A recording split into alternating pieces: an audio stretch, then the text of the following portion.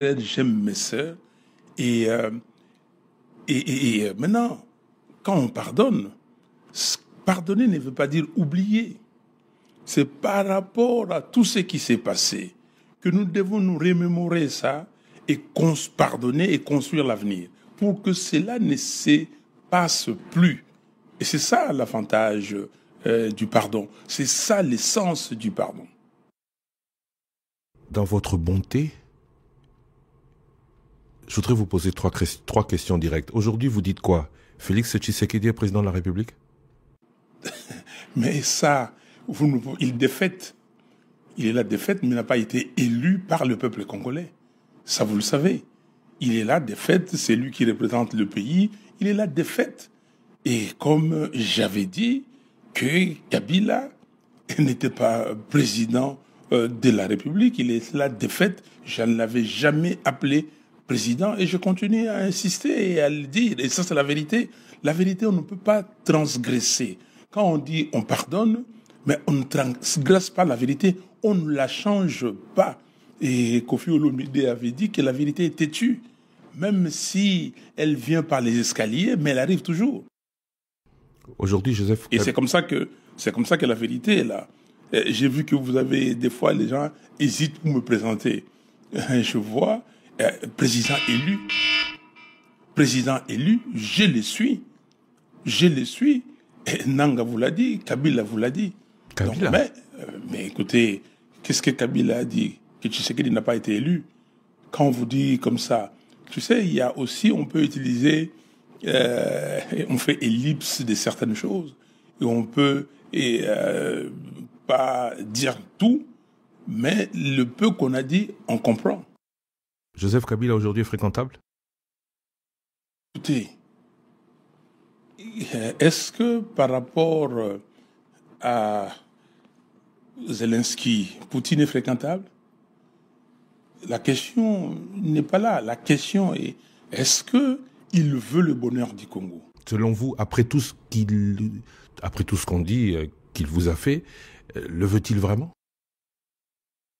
Moi, je n'ai pas là pour porter des jugements de valeur.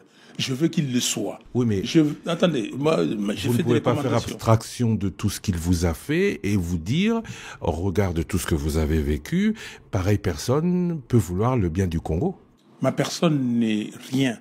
S'il a changé, comme on dit à Lingala, ce qui a tout béli, ou a tout bélaki, ok, s'il confesse ses péchés, et il peut le confesser lui-même, il n'est pas obligé de venir me le dire. Moi, je ne suis pas prêtre ou pasteur. Non, toute personne qui veut le bonheur du Congo, et pour que demain, nos enfants, nos petits-enfants, vivent bien dans ces pays, j'ai dit, ok, venez, on oublie le passé. Mais le passé, quand on oublie, c'est pour cela, quand j'ai parlé au niveau de la MOCA, au niveau de l'ECD, nous avons dit vérité, réconciliation, cohésion nationale. Vérité, on se dit tout. Et pour qu'on oublie, si on veut oublier, il faut se parler, il faut le dire, que les gens sachent que le monsieur ou la dame m'a dit ce qu'il a dans son cœur, et puis c'est fini. Mais sinon, si je commence à murmurer, à dire des choses en cachette ou quand je vais quelque part, je dis ce que je pense réellement, c'est que vous n'êtes pas un homme sérieux ou une femme sérieuse. Vous pensez que ce sujet élection 2018 doit être au centre de ce dialogue? Non, ça ne peut pas être au centre du dialogue, mais ce sujet doit être évoqué pour savoir qu'est-ce qui s'est passé et pourquoi nous sommes arrivés à ce niveau-là et comment éviter que cela se présente 2018 comme 2023. 2023, c'est un simulacre d'élection. Vous avez vu une élection prévue par les codes électoraux de 10 heures, de 7 heures à 17 heures, et vous avez 7 jours. On doit savoir pourquoi une élection où le soir, la nuit, les assesseurs et tout le monde, les gens s'en vont, se rendent chez eux, et puis on commence à sortir le bulletin de X, on met le bulletin de l'autre, de Y. Il faut qu'on se parle, il faut le dire, il faut le mettre sur la table et dire non, jamais, plus jamais, cela ne doit arriver dans notre pays.